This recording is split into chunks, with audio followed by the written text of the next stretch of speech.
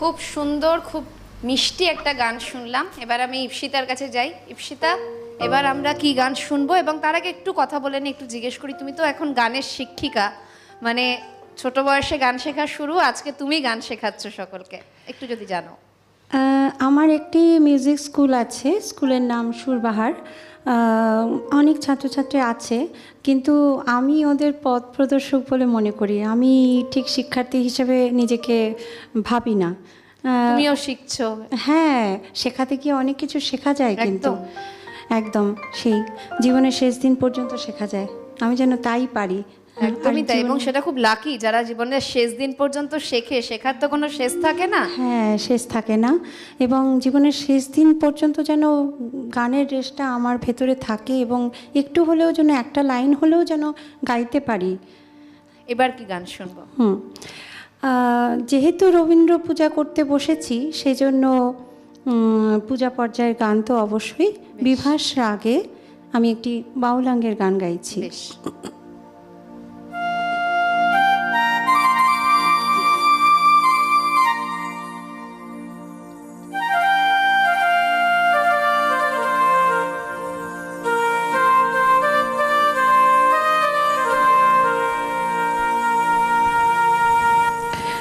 আমি কান পেতে রই, আমি কান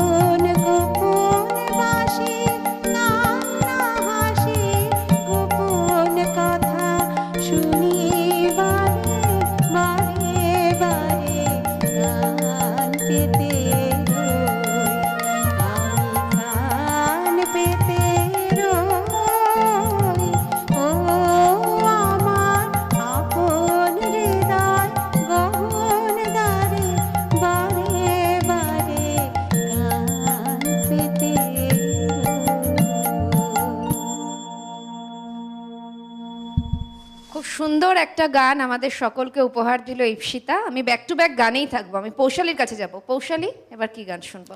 আমি একটা কীর্তনাঙ্গে রবীন্দ্রসঙ্গীত আমার মন মানে না গাওয়ার বেশ। চেষ্টা করছি।